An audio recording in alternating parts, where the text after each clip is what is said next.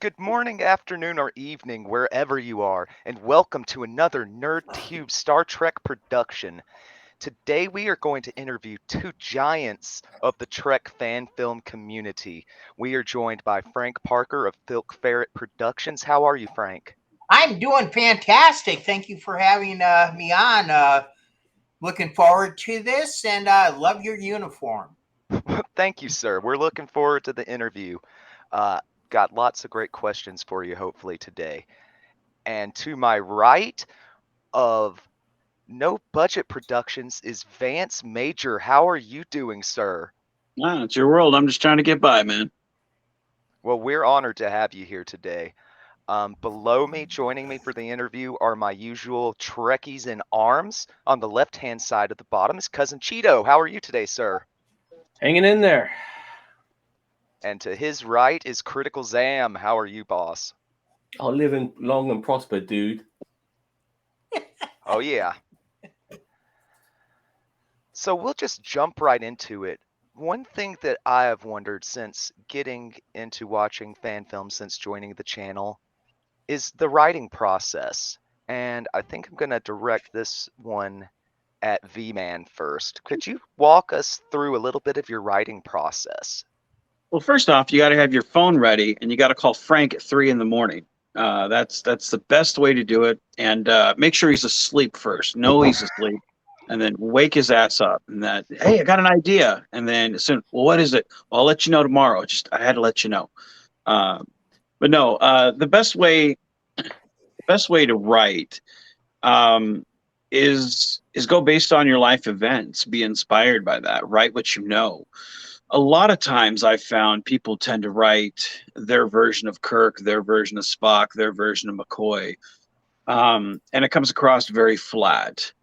If you write what you know, not necessarily like, I work in a sausage factory, so I'm going to write about 24th century sausage factory workers, write about your life events, stuff that happened to you that were impactful, and translate that, and let that inspire you, and kind of learn to talk to yourself.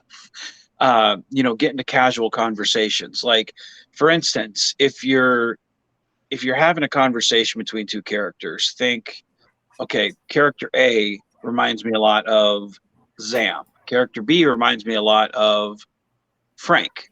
So when character A talks, I'm going to write the character like Zam would talk. Character B is going to talk like Frank. So when I go to write, or when I talk to myself, I speak like Zam would, talking to Frank. And then when I go to write, that's how I go to write those characters. And fill in the gaps later. You put, start off writing the name, and then back and forth, and just write dialogue. And the situations of where those characters are doesn't really matter. It could be on the bridge, it could be in the ready room, it could be on a planet. It doesn't really matter. It's the conversation that matters. Those type of gaps can be filled in, again, just like the names can be filled in later. But that's, for me, I write very quickly in dialogue, and it's because I make everything very relatable. So to me, it's a pretty easy process because I don't overcomplicate things. And to anyone that's seen my scripts, they can attest to I don't put a lot of hard stuff in there. I think Zam and I filmed the other day for, what was it, 3 hours, Zam?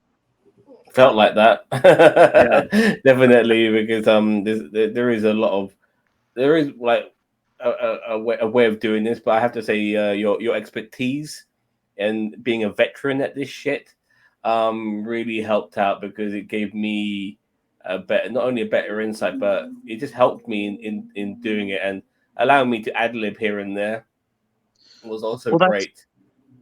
that's one of the things where, again, like I knew going into the character of like, say, for Zam, for the episodes that we're doing for him, I know kind of how he talks, and I wrote the character with that in mind.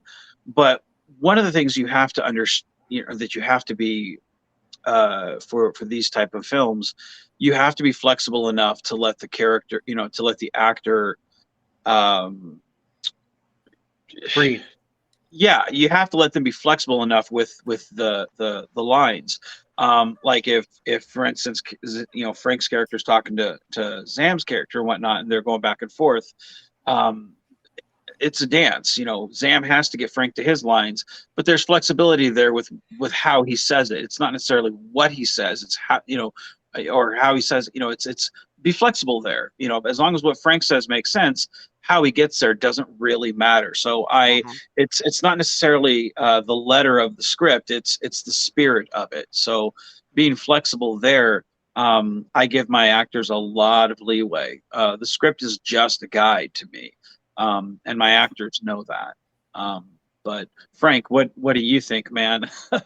I feel like I'm jabbering here. Forgive me, brother. Well, no, but when you come to writing, I am not a strong writer for scripts. I write songs. That's where where I have more talent. But I agree with Vance. I mean, you've got to write from things that and then relate it. I mean, the original concept that uh, Gene Roddenberry had was Wagon Train in Space. In other words, the way he wrote, you could take any Star Trek episode and put it in any time period, in any dressing that you want. It's the story that is the key. A lot of writers, and it all depends on what your style is. I'm more one that wants to see a story. That's how Vance writes. That's why I love his scripts. That's why I do his scripts in Crossroads, is because he's got that strong point. But he's story driven. I don't have the flashing of the electronics and stuff like that. Films don't have that super budget unless you're in the upper tiers and you're doing the $20,000 and $30,000 productions. So what we're selling in Crossroads, in Constar, in Dreadnought Dominion is not that. We're driving the story. One of the things I love about you guys' films is you both tell very human stories. Mm-hmm. They're mundane events in the trappings of the future and the Star Trek setting, but that's just the trappings. The stories are there and they're about the people, and your films just have so much heart, I Well, feel like. It's just like that. I'm not sure. I'm trying to remember. I think it was The Journey Home, where Kirk goes, I'm from Iowa. I just work in space. And that's what it is. That's all it is you're working in space. I mean, yeah, you're getting adventure here and there, but in between those adventures, there ain't a hell of a lot going on when you're doing exploration between that much vastness. well, it's one of those things where, regardless of whether you're in the 15th century, or you're in the 21st century, or you're in the 24th century, people are still going to be, they're still going to lose their spouse. They're still going to be, sadly, there's still going to be abuse.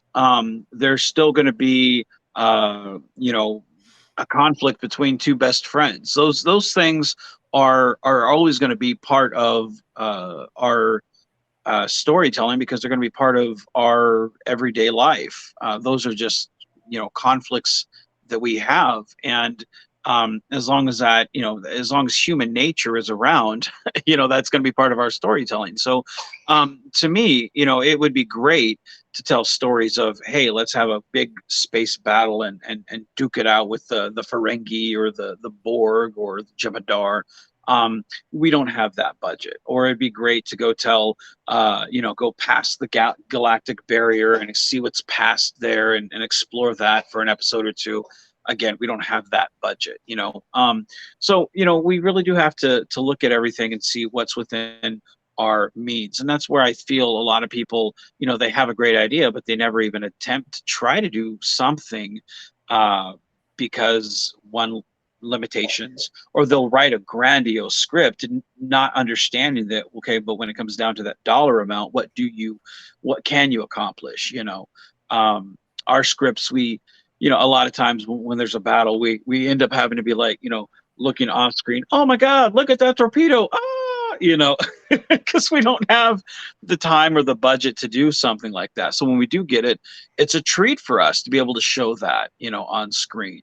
And a lot of times, people don't get that. The armchair critics that are looking at the James Cawley type films, or the stuff that comes from, like, say, Axanar, or something that is a huge budget, where it's like, dude, I was glad to be able to feed my crew for the day when I was able to visit set, which was a Little Caesar's Pizza a lot of the time, so we do have to look at the stories and say, what do we choose to tell, so. But another important. Oh, I'm sorry. Go ahead, Jason. I was gonna say, I just want to see the wagon train adventure where they come across a doorway that takes them to a place in the past where the wagon train leader can fall in love with somebody. I mean, that's the wagon train adventure I want to see from Gene Roddenberry. Robert Heinlein. Trying to remember it. I have to look up the book where they went through time portals to and it was based with wagon trains and stuff like that. So. Oh.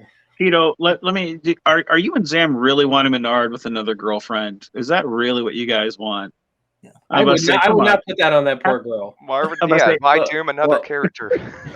Personally, I've seen enough death already.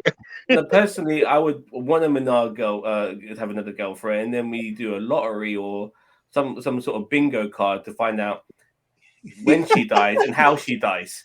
You know what I mean? Because that's in quotes. That's like the Dabo wheel. Yeah. It's next to the. No, I want. Yeah, exactly. Here's my vision for Menard's next girlfriend. I know I just derailed this, but my vision for Menard's next girlfriend is somebody that drives everybody crazy and they want her to die and she never does. It's like she walks out of frame and you see the noose come, or you see like the knife come by. It's like a real Looney Tunes stuff. Mud's women. Now what you do? Mud's wife. You call her Karen. You call her Karen. Her surname is Manager. I like that. Yeah, she gotta have the hairdo. She gotta have the Karen hairdo too. That's But everybody has to hate her and want her to die, and then she never will. I want to see the Commodore right now. I want to see the Commodore right now. Give her Commodore Boone. Oh God! I mean, all the time. Yeah, that's what I want. And then people be exactly. I like Cheeto's suggestion that people will be begging for her to die, and they'll probably watch every episode to see her fucking. I mean, this is the one where she cops it. Oh my God! They killed Karen. But you can make her like a Spectre Gadget where like you think, oh, this is where she's gonna die, and then boom, the death opportunity misses her. Like, oh look, the stairs are giving way. Oh, she just managed to walk down the stairs just in time. Something along those lines. Like you think she's just about to die and she doesn't. It's got like this real Scooby-Doo vibe to it. I like this idea, man. It could be a comedy. It could be the Constar Karen Chronicles. I like it. Oh God, the 3 o'clock calls are starting again. I can see it. But as I was saying before we were derailed, I think one of the important parts too in the writing is the fact that the character development. A lot of shows don't pay enough attention to that, but not only the character development, but the character interactions and how they become closer or estranged, or they make up their differences. And that's one of the things that we've been trying to do in Crossroads. Constar was full of it, is, getting those people to be liked, having our audience invest themselves in the character. The original Star Trek, you had Kirk, Bones, and Spock. Everybody had pretty much a personalized love for either Spock or Kirk or whatever. The minor characters during the years achieved that, but unlike Next Generation, where they were an ensemble cast and you were invested in the whole crew to the point of you wanted to know the relationships between Geordi and Data, and how Riker and Deanna reacted together, and those are important things, and I think that helps it make it more likable by the audience. It gives your fan base something that they, wow, Commodore Grissom just got hurt. Is he going to be okay? You know, and hey, they have a stormtrooper over here just got shot. Who cares? The other one will, you know, take his place. So. Well, that was one thing that we did. I felt like um, those that stuck it out with the Constar films. Like we, of course, couldn't compare with the budget of, like I said, Avalon or Axanar or James Cawley or Vic Mignogna. Like the bigger budget stuff. Like all we had was character. All we had was, hey, if you want to see what's going to happen next, come to the next film. Like here's a mystery.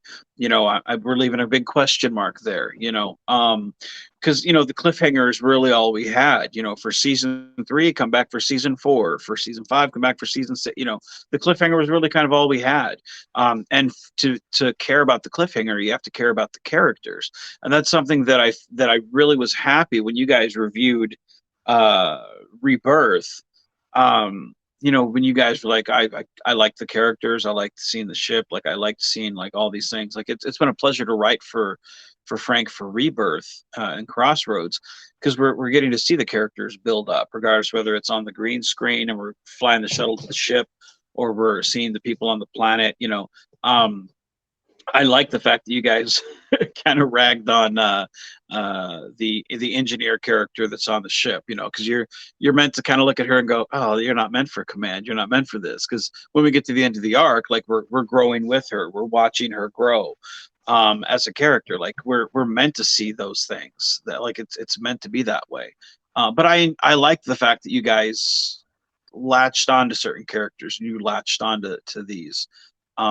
So it's like character is really all we have, you know. And if we don't, do you know who I latched onto the most? Who's that? Mira Menard, baby. Mira Menard. You know, honestly. I thought you were gonna say. I thought you were gonna say Jose. Well, why am I not surprised?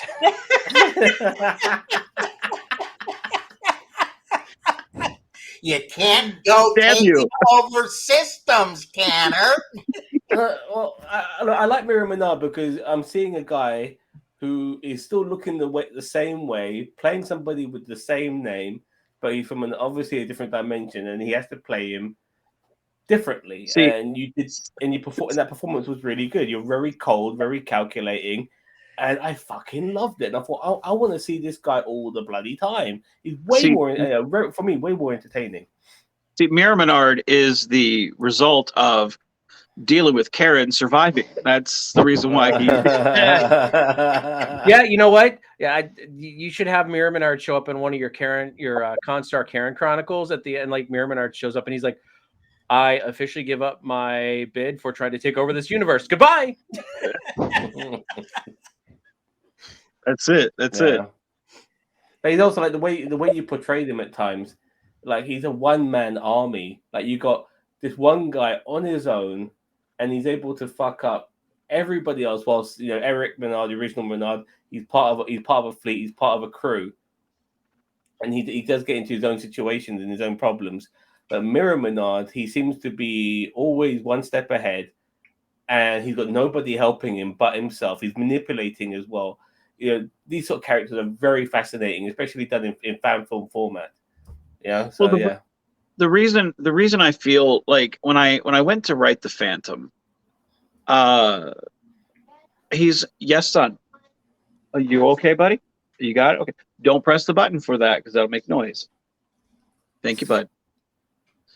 When I went to write the Phantom, I really went for the psychology of like what makes this character tick, what makes Menard tick, and what makes these characters different or similar. And in I'd say 99% of the ways they're different. Like with Menard, he does need his crew. They are his family. They are his family is everything to him. And with Menard, with the Phantom, everybody around him is disposable. There is no such thing as loyalty unless it's loyalty to him. So if you end up dying, it's fine. Even his wife, he ends up killing her, and that's the first time we see him on the Brit, like he's pulling the knife out of her and he's like, well, looks like you served a purpose after all. I mean, that, Love you know, it. and that to me is one of my most favorite scenes playing the Phantom, because that tells you everything you need to know. You know, in the real universe, we had just got done showing, you know, him losing his wife and him cradling her on the transporter room floor, and him rocking back and forth going, "Don't leave me." Where in the mirror universe, he's pulling the knife right out of her chest and going, "Huh, looks like you served a purpose after all." You know, and it's like that to me. It's like, and then he beams the rest of them into space. You know, you know, to me, you don't need to know anything else. You know, and so you're right. It is kind of a one man army, but that's not a. He would say that's a strength. It's not. You know, it's just when you have disposable people.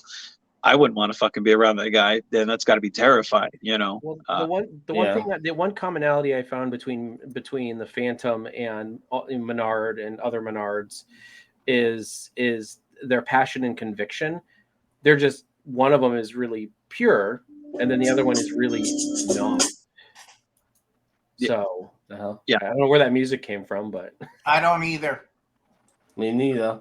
It's all Was it good. me? Yeah. Okay. Was it Mike, me? Okay. close all your Pornhub tabs. Come on, man. Shh, don't tell anybody. But anyway, I feel like you know, the passion and convictions that both the Menards have are very different, but yet the level is very the same. Yeah. And that's always what I took away from the parallel of Menards. See, and the thing is, like, it's always nice to play that character, but I never when I stopped doing my films, I have limited, and I've turned down parts of playing him because one, I don't want to overstay my welcome. You know, I stopped doing my own personal films, but I don't want to keep coming back over and over and over unless it serves a purpose, you know. But you do kind of run that risk of, okay, am I now watering the product? Am I tainting the product? You know, because it's better to leave people wanting more, going, man, that was really great, you know, as opposed to, fuck, man, you know, like Voyager was with the Borg, where they weren't really a threat. They were kind of de-toothed to the point where it didn't mean anything to me, you know, whereas when you see them in Next Gen, it's a real threat, you know. But it's great when you guys talk about, oh, there's Mira Menard, you know, so I appreciate that, you know. Well, and the thing is that Mira Menard won, you know, and in seriousness, I know I joke about the Golden Glasses Award, but he beat out, like, in all 12 months, we had Darth Vader, we had Deidre, we had we had Kanye West, we had you know, and the Phantom beat out by vote every single one of them.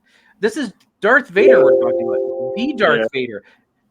Christian Hayden not Hayden Christensen. What's his name? James Earl Jones. No, Hayden Christensen in the suit. Okay. Beat the Phantom, beat him. Well, you know, he's a good bad guy that he can beat out when he can beat people like Kanye West and Darth Vader. I mean, well, the thing I think that works with the Phantom, and this boils down to I think anybody who, and this might be a little too serious, so forgive me for anyone who feels like I'm going down a serious, but this will give you a little bit of insight into why when those that know my childhood know that I grew up in an abusive home, and my father would stand there and stare at me with his eyes in public, and to me there was nothing more terrifying, because I knew as soon as I get home I'm getting my ass whooped, and he would push that you know, further than he should have. When I play this character, I use a lot of those same inflictions that he had, and you know, obviously not the abuse part, because that doesn't go into the storyline, but with just the simple things of a look or a tone of voice, those things are utterly terrifying to me, and I felt that it would translate well, because if it scares me, it would scare the audience, at least on some fundamental level. Like when you're 5 or 6 years old and you've got your parent just staring that death stare at you like you better fucking stop. You know, they don't have to say a word. It's just shit, my ass is grass if I don't knock it off. And to me, that's just, you don't have to say a word. And that, you know, to me, I think it's a primal fear that we have in us as kids that you know, we always keep with us. It's kind of like some people with arachnophobia and spiders. Like, it could be a granddaddy long legs, but you still might be afraid of it, even though it's no fear at all of biting you. You know, so to me, it's that primal thing. It's so simple yet so profound. So Well, oftentimes less is more, yeah, and the little bits you get out of the Phantom go a long way to selling just how dire a threat he is. yeah. And it is reaffirmed my fear of Luigi, is that one day Luigi is going to be the main villain for Mario. It's gonna fucking turn on it, and you're gonna hear that green. Mario. We were brothers. See, that's what I'm here for. Vance gets all serious, and I just derail right off the edge of the cliff. You got my back, Cheeto. It's all good. It's all good. Like, you got me thinking regarding less is more. Have you seen the movie Signs with Mel Gibson and Joaquin Phoenix? Oh, I love it. I love it. Yeah. I mean, what I love about that movie is simply that you don't see the aliens, or you hardly see them, and they're behind the door. They're walking. You hear the tipper tappy of feet and stuff, or maybe a blink and you miss its silhouette. You know, they're not revealed. I mean, the moment that alien was revealed with Mel Gibson's son, like the scariness is gone now because you see the fucking alien. You know what I mean? Like, keeping things a mystery is way more scarier than the actual revelation, if you know what I mean. Well, it's like the movie Alien. You're absolutely right, and you're hitting the nail right on the head. It's like the movie Aliens, when you'll see an arm here, a leg here, a whip of a tail, but you don't see it till the very end. It's very much a horror movie in how they approach the film Aliens, or I mean Alien. And it lets your mind fill in the gaps of what you're actually seeing, even though you're not seeing anything. And that's the same thing with that movie Science. Like, you're filling in the gaps of what you're seeing, what's there, what's going on. Whereas the movie Aliens, that's an action movie. That's not a horror movie at all. So those are two very different movies, even though you're seeing, the full blood alien, you're seeing, the whole thing. It's completely different. But to me, the very first one is much more scarier because your mind is filling in the gaps. And that we as human beings, we do a lot to fill in those gaps of what we don't know. But you're absolutely right in terms of what it's doing. Human psychology is really complex that way. Yeah. Great stuff. Right. I'd like to change gears a little bit at Sure. this point and look at maybe the physical production side of things. So I'm going to address this question to you, Frank. I'd like to know a little bit more about the process by which you assembled your awesome set. I've often threatened to make a documentary on that, and I've got a lot of still pictures from the beginning process to the present. Well, basically, we started off with a garage that looks like my my office right now. Only there was 10 times more the junk in there, and I convinced my mother-in-law to let us clean out the garage since it was just being used for storage and do the set. So, it's funny because I was talking Gary Davis and Gary was on my original production of Dreadnought Dominion, and he took it over as the showrunner. We were discussing building techniques because he and I have that same thoughts in mind when we're doing something. He made a runabout in his basement, and I did the bridge and the ready room in a garage. And it basically, the way I went at it was I said in my mind, this is basically what I want to do. And I made some drawings and stuff like that, as some concepts and stuff like that. Reviewing sets like Potemkin with Randy Landers, my knowledge of what we did when we were building the Farragut sets down in Kingsland, Georgia, and just said to myself, I'm not a carpenter, but I'm going to give it a shot.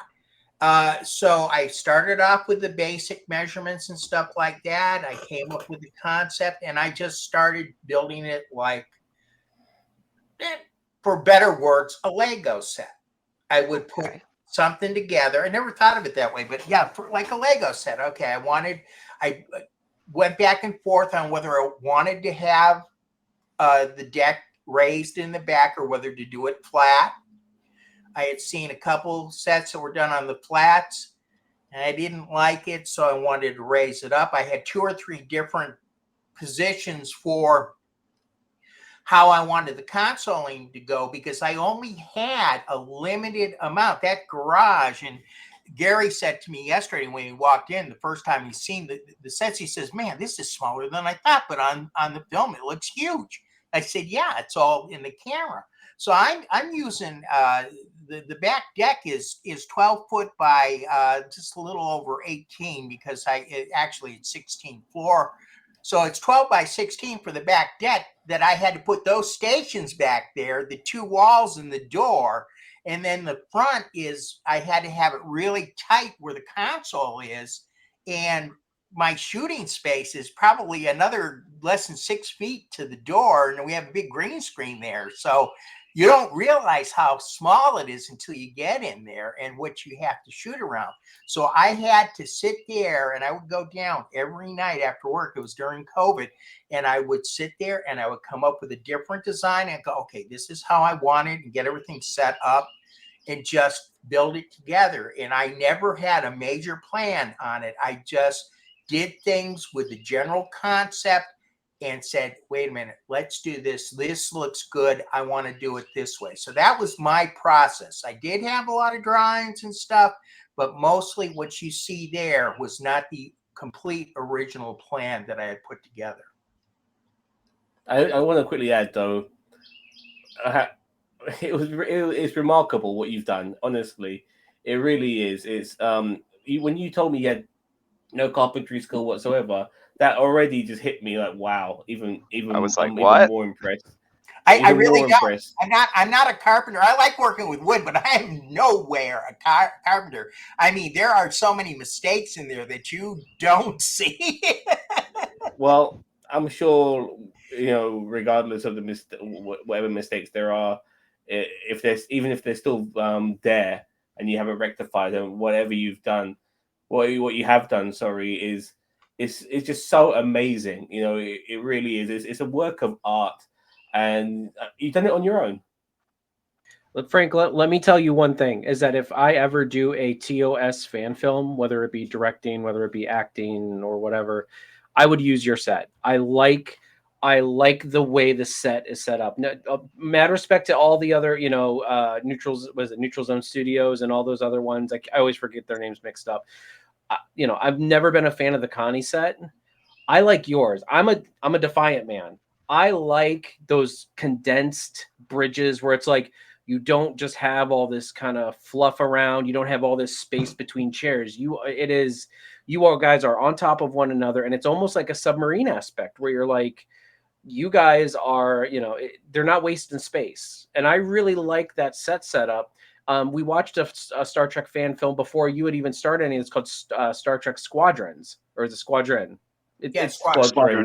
Yeah. And their sets, it's in the TNG era, like the Dominion War, but their set was phenomenal. It was that same setup, just TNG.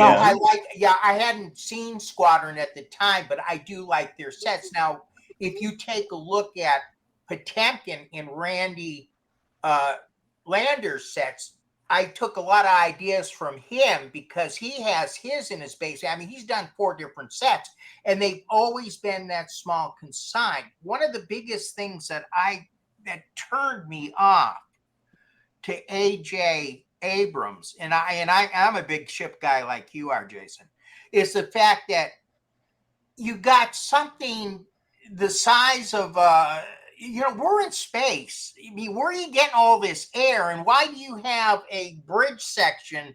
I mean, a bridge going between sections in a starship with nothing but dead air. I mean, here we are, Star Wars again. I'm not saying anything against Star Wars, but we're in space. We've got to confine. My favorite ships of all time are on the Expanse. The Expanse has workable ships the way they really would be.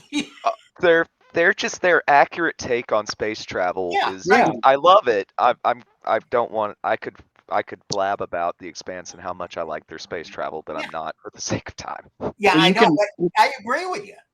you can look at any one of those ship designs, like looking at the Defiant, looking at like Frank's Bridge, hell, even the original series. Like you can look at each one of those stations and understand the problem with JJ's Bridge. We went through 3 movies. I still don't know what the fuck. Half that set is.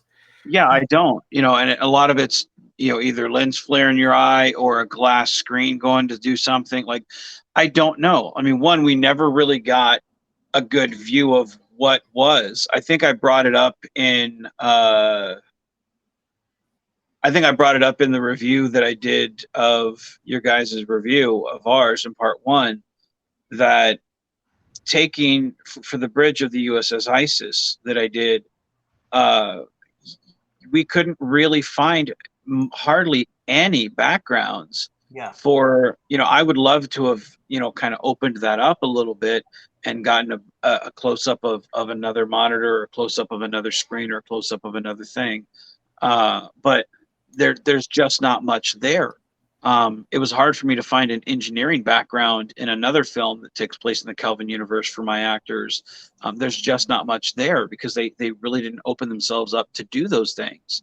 All you have to do is go to a beer brewery. That's it. I mean, Well, that's what who did that? Abrams. Raincross is Oh. got a beer brewery, but it's on a smaller scale. But Right. Well, what I wanted to throw out here is when I started fan films, I was working with Farragut.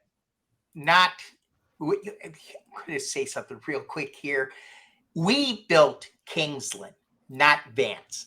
Just want to throw that out there. But anyways, I was on the building construction set down there, and that's one of the reasons I started Dreadnought. Was because being there for 2.5 years, building that set, going up and down 5.5 hours every other weekend, 5.5 hours down, 5.5 hours back, and putting my time into helping Michael Bednar and Greg Green and everybody else down there build those sets. It's first of all a slap in the face from other people, but other things is what I'm trying to say is I wanted a different ship than a Connie, and if it hadn't been for the fact that I had the use of the bridge for Farragut, I would not have had a Connie bridge because I was the first one in fan films to use the Dreadnought.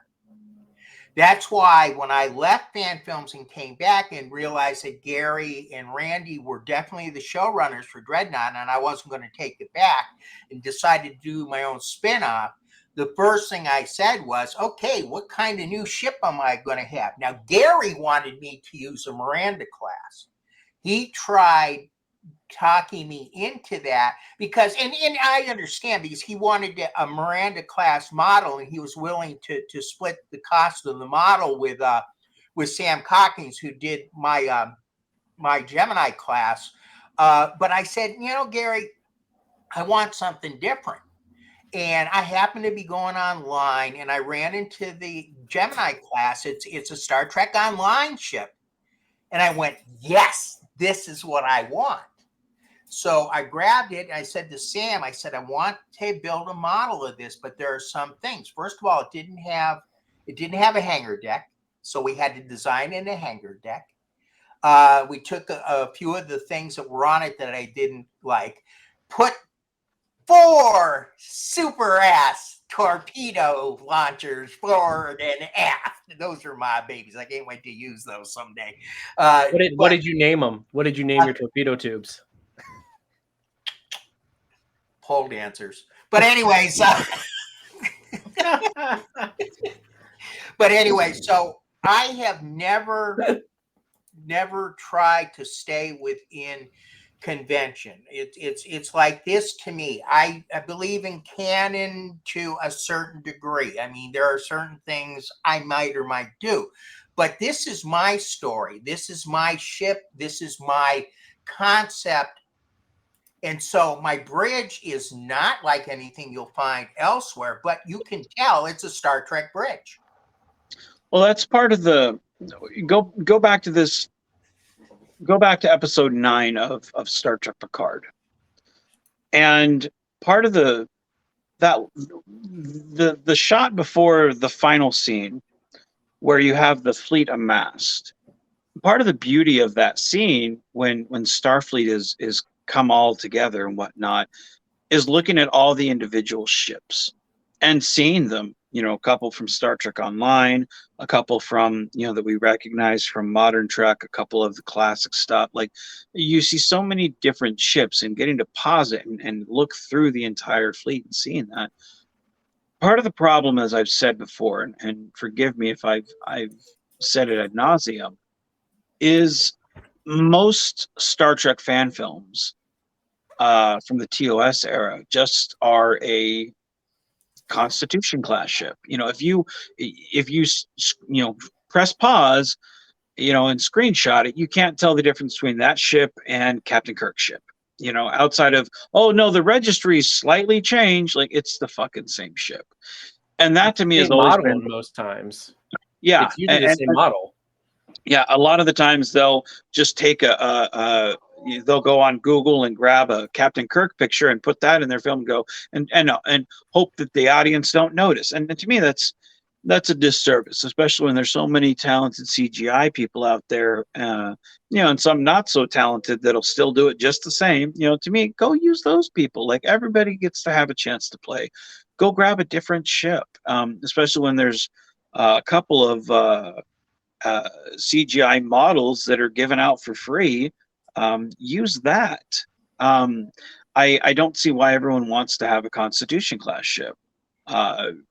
Me having access to a Constitution class bridge, I was kind of forced into that. So I made the Constar. I put blue nacelles on it because I thought, well, it's different. It's like the JJ stuff, but it's not Captain Kirk's. Like, when you look at the blue warp nacelled Constitution, or the blue warp nacelled Constar, you instantly know, oh, that's the Constar.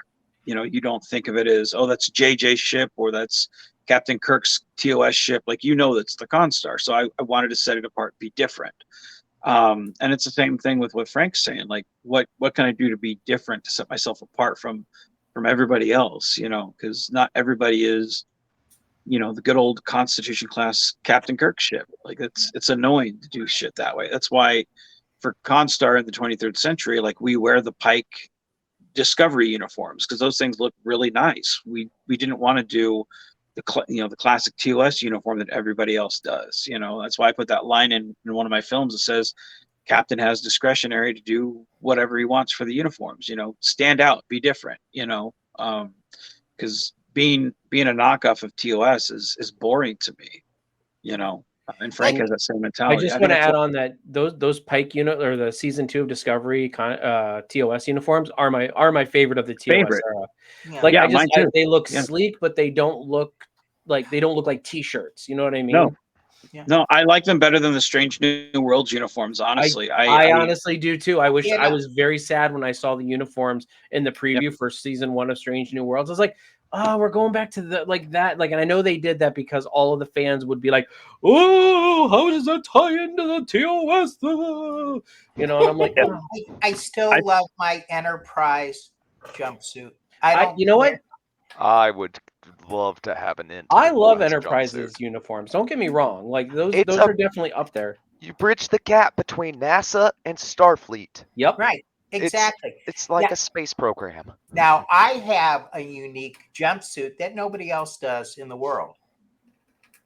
I have a jumpsuit. Don't get us demonetized. Wait, Frank, wait, please. way back, way back in It's crotchless. way back in the day when China was actually cooperating when I was having them build uniforms before this big push in uniforms 10 years later. I had them design, they were making jumpsuits. I was the one that got them to start making. A lot of people don't realize how much Gary Davis and I were pushing the Chinese to make these uniforms, and they, kept on going.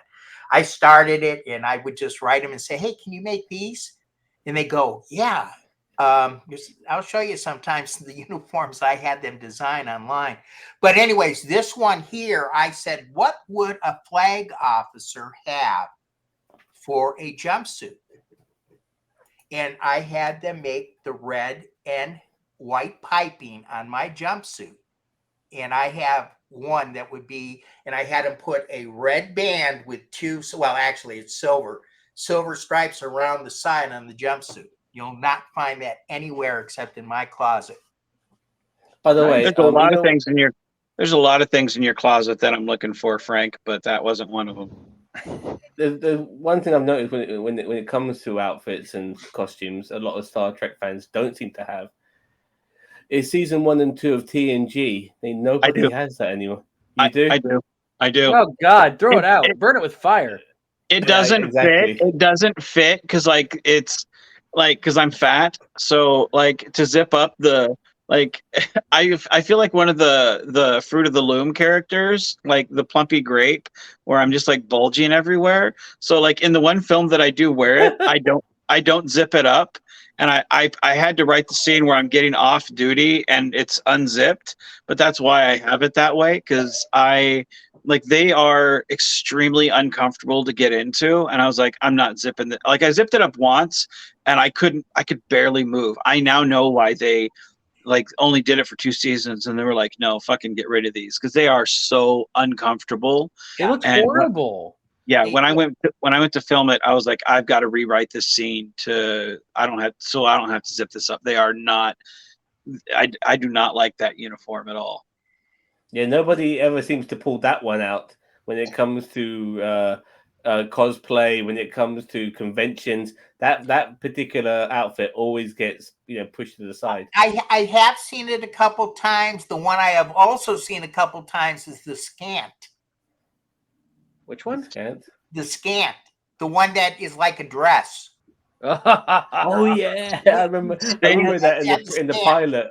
Yeah, oh my God, nobody wears that. Well, Josh has something going on, but I can't talk about it. Just watch the Avalon channel, guys. That's all I can say. Do I know about this? No. Mira Menard is going to be coming around in the scant, so you better watch it. Karen made him wear the scant, and that's why he's mad. So that's. I can't do it. I just can't do it. Yeah. Okay, at this point, I'd like to open it up to my guys down below, our channel owners. Do you have any questions for these gentlemen? Cheeto? Well, I mean, Mage Rage, let's talk about you. No, I'm kidding. Put me on the spot. Zam, go ahead. I don't really have any specific questions. I mean, I've talked to these guys a lot all about the time. Stuff. Yeah, so I mean, well, I do. Like outside of Star Trek, do you guys? I know you have, Remo, but Frank, do you ever want to just? I mean, I'm sure you guys have got plenty of things that you love, which is not Star Trek. Would you ever want to do something like that? Maybe Frank as James Bond, for instance, a James Bond fan film. You know what I mean? Where instead of throwing your hat on the fucking on that clothes horse, you throw your fucking wig on it instead. Something along those lines. That'll be amazing. Well, yeah, I actually, I mean, I would like to do an Orville, but if I was to do something that was out of the science fiction or Orville, no, by the way, no Orville, nothing like that. Yeah, no. Totally if I was to do something like that, I think. Let me think about that. I would like to do something that would be more related to actual space flight, because I'm a big fan of I would like to do something like on moon colonization, or the first mission to Mars, or something like that, or something along So something those closer lines. to home. Yeah, No, but something, what I'm thinking of, something more realistic, and not. sorry to interrupt, but like some with all the pop culture stuff we got going around, Marvel, DC, all of that sort of stuff, anything which is still relatively popular, which is not Star Trek, which you like to cling on to, you know what I mean? Like a Days of Your Life, for fuck's sake. Cling Anything, on to. you know what I mean? Yeah. As for On our OnlyFans for $1.99, you can get that Days of Our Lives. the other day. I know you guys are going to hate me. I'm not really into the comic books. A lot of my I'm not going to science, hate you for that. I am a science fiction nerd. I'm an adventure nerd. I could see me doing something like Greyhound, or with Tom Hanks or something like that. I could see myself doing something in a submarine, because I love submarine warfare. Or what about like a Western? Yeah, a Western. I think I wouldn't mind doing a Western. I just never thought of doing that. I love riding. If I could be on a horse, I'd do a Western all day long. Honestly, I would love it if you and Vance and did your own sort of Sergio Leone sort of style of spaghetti Western, where you just get into the looks for like fucking half an hour. So let me get this straight. Here's the options with Frank. You either want Frank and a bunch of seamen in a submarine, or Frank who loves riding in a Western. I love these options. I love it. Sign me up. It's a good time. I like Frank's idea for the early exploration stuff. That would be fun. Like that's something closer to home that I could get on board with, because you guys know me. Like I would be the worst director on the planet, because I would be like I would just nitpick everything to death. And I get and I know in fan films you can't do that. So that's why I'm like, no, I'm good. Like I know how I am. Jason, I mean this with all my heart. If I was to do something like that, I'd want you on board. Well, the reason I want you on board is because you and I think along the same lines, I think, in that type of thing. We think a lot of lines on the ships and stuff. So this is the story idea I see Frank doing, and I would write this script this week if I thought we would be able to do it, and if we had the green screen for everybody involved. With all 5 of us, we do our take on Lost in Space, original characters, but our take on Lost in Space. We get shot in Earth's orbit, and we're going, and we don't know where the fuck we are, and we're looking all around, and we do about a half-hour film, and it turns out by the end of the film, oh shit, we turn the ship around, and oh shit, there's Earth, and we just needed to turn the ship around. Nobody looked out the window. That was it. We don't have windows, because that would be an engineering and logistical nightmare. That's it. We just forgot to turn the ship around. That's it. I would love to do something like that. That would be great. Well, here's my thing. There was a game that I played back I played it recently on my gaming channel, self plug. But it's called Mission Critical, and I don't know if you guys have ever played that game when you were younger, but it's basically your ship gets basically decimated, and you're the only guy alive on the ship. But you have to fix the ship in order to solve the mystery of yada yada, so on and so forth, whatever. But I always thought that it would be fun to do something like that, like as I said, kind of closer to home, where you're like in orbit of Mars, but you're on this ship, and it's like you're, and I mean, if you could do that, you could do it for Star Trek too, obviously. But it's like that would honestly be a good. It sounds like Among Us. You know Among Us. Oh, Among Us. Yeah. Oh God. No. Yeah. Then we all try to kill each other. It's like Clue in space. But it is a mystery. It's similar to that, but yeah, that would be. I mean, that requires some really good writing to pull. It was Mage in the engineering room with the self-sealing stem bolts. I wouldn't mind. I knew you were gonna think I was sus. No, I wouldn't mind doing like maybe something like Buck Rogers, Buck Rogers in the 21st century, and I could be the little robot going biddy biddy biddy. Yeah, And How that's you doing, like Buck? You know, that's something along what those you lines. need. See, that's what I would love to do with like Frank or you got like do something where it's like you get like one of those rocket ships, like one of those like old classic rocket ships put on a Christmas tree, and like you see the wire in frame and just like Mm-hmm. What like you do is Yeah. then you get the electric razor go.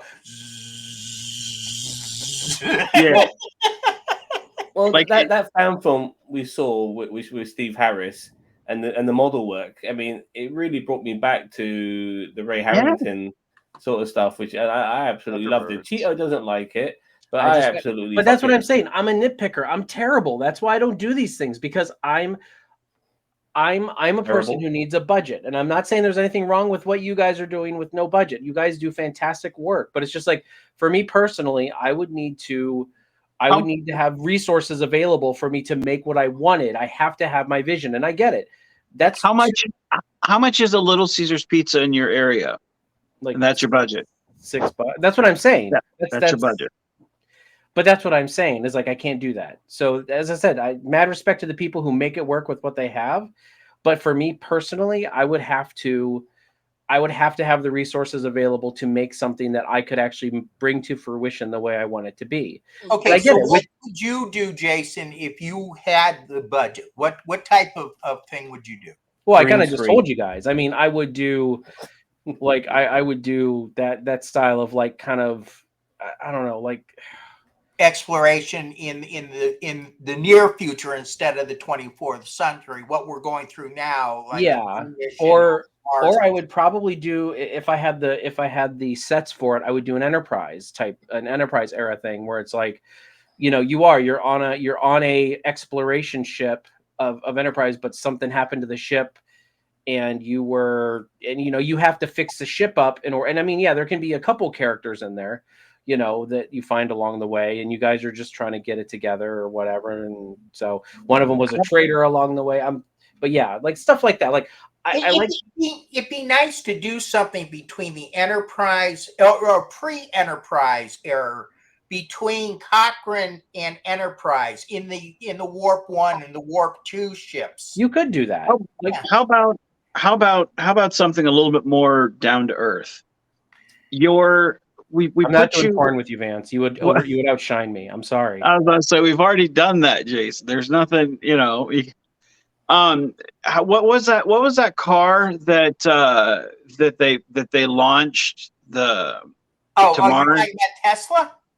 Yeah. How about we put you in the trunk of a car and we pretend that we just forgot to take you out, and therefore it's very easy to film, and it's space exploration, and you just landed on Mars. How about that? And then Yeah, we call there you we go. we call you the popsicle kid.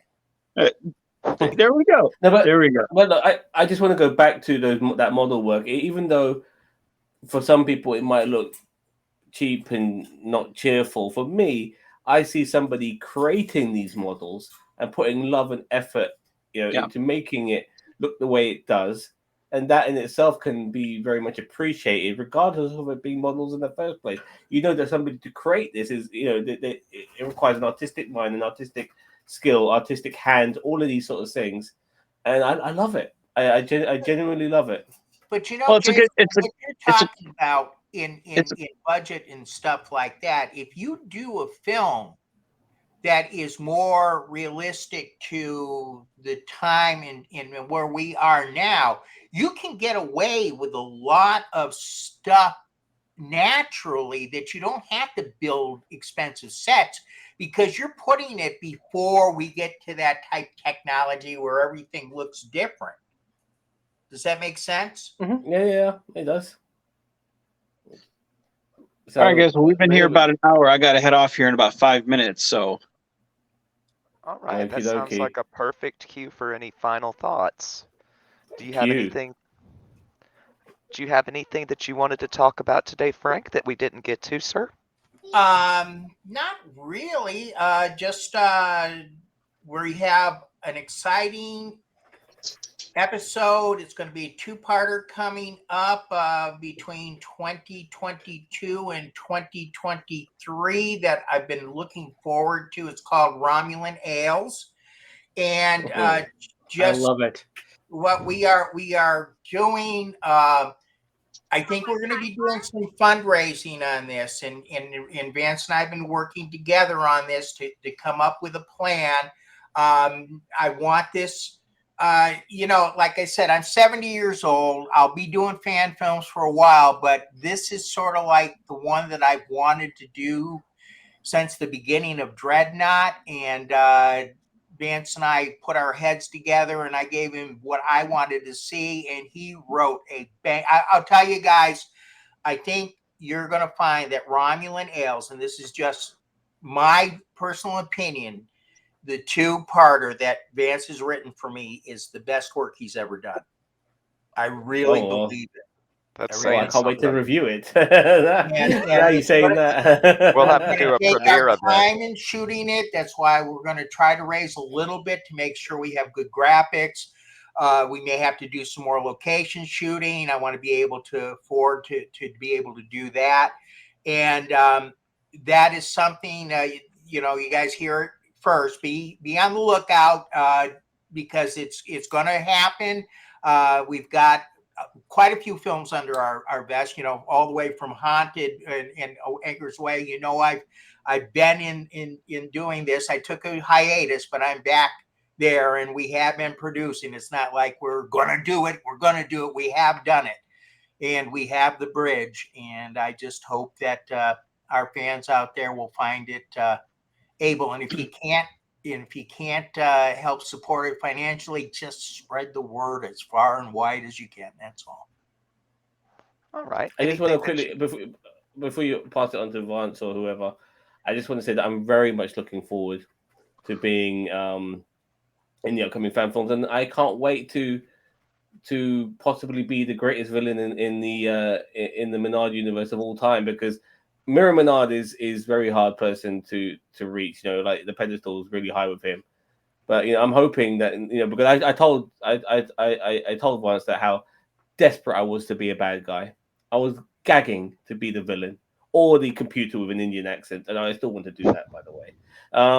But nevertheless, I'm really looking forward to, after I've already done my scenes. I'm very much looking forward to where we go with my character. Origin story on the way, and hopefully in the future you'll see me fucking tearing the house down, and I can't fucking wait for that. I can't wait for it either, Zam. Yeah. Well, that's the thing. If to those who haven't heard the review, go listen to Reviewing the Reviewers, and you'll hear me talk about Zam and how I just think he knocked it out of the park with what he's done. I think he has the potential, and it's not just blowing smoke. I really do. And the thing about it is, I crafted a character already that you guys know and you guys would recognize the voice of, but I really wanted to write something to how do we get there? And, now just fleshing that out. It's a pleasure to have you, Zam, Thank you very much. And it's going to be a fun ride. So stay tuned. So. Oh, yeah. anything else to add, V-Man? We do have, I'd say probably in the next couple weeks, we'll be showcasing, and that's at latest, the registration form for everything. And we haven't set a date for when the voting will actually begin, but we will have an official Constar Universe Fan Film Award. And this will be for every single film we've had. We will have 6 different categories from TOS era, Wrath of Khan era, Next Generation era, DS9 era, Picard / Beyond era, and Mirror Universe era. So that will be the different categories that we have. And what you do is you'll just go and write down which film. And then in the subcategory, we have 5 different areas, which is best lead actor / actress, best supporting actor / actress, best fan film, best CGI, or best scene. And then you just put down the name of who you want it to be. And then once the date is set up for begin, for who to begin, for the time to begin voting, all you guys will have to do is just say, hey, go to all your friends and say, hey, can you go to this film on the No Budget Productions page and just write my name down, and then just have your friends leave comments. It's basically all it is. It's basically a popularity contest. Have your friends go vote. Sounds like but sort of another award show that we had, a popularity contest, which this guy right here won Host of the Year. Hey, hell of a deal. Right. Hell of a deal. Nice. Thank you. Cheeto just likes embarrassing me about it. Dude, he won. It was a fan award. It was a Hey, fan that's- award. And The it fans made voted my him. year. It made Take my what you year. get, It really man. did. But Take what you get, man. I was honored. It means a lot. But why don't you guys tell us where the audience can find you to go watch your works and get ready for that award? It's the No Budget Productions / FilkFerret Productions YouTube page. And you can basically, if you type in Constar or type in Menard or type in Crossroads, any of those three will pretty much grab you, lead you toward our page. You should be able to find No Budget Productions / FilkFerret Productions, and just we do have a playlist that has all 150 films, and it's the first playlist basically, and that's where it's all at. We're gonna put a link. We're gonna put a link in the sub box. So Sure. people, if you're watching this now, you'll see the link for his channel below. I'm glad you're going to be doing that, Zam. Oh, I want to be the back. I want to be the behind the scenes guy, and then he gives me shit when he has to do behind the scenes stuff.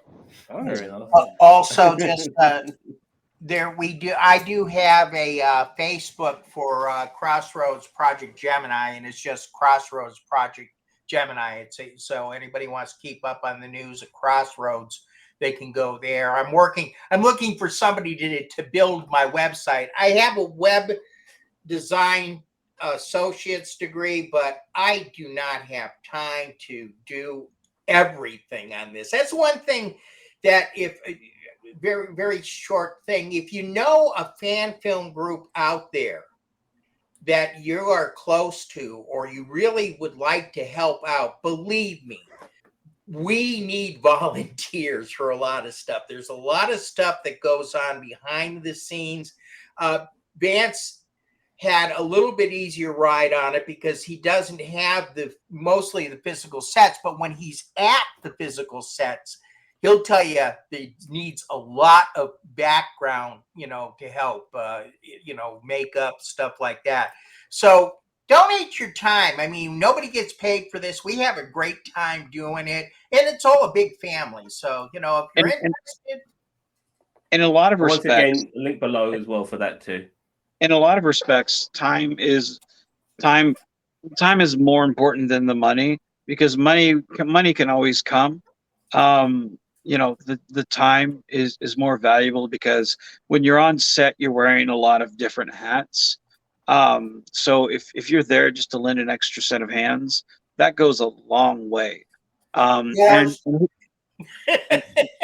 And oh, I'm sorry. Can you do that motion one more time, Frank? I really like that.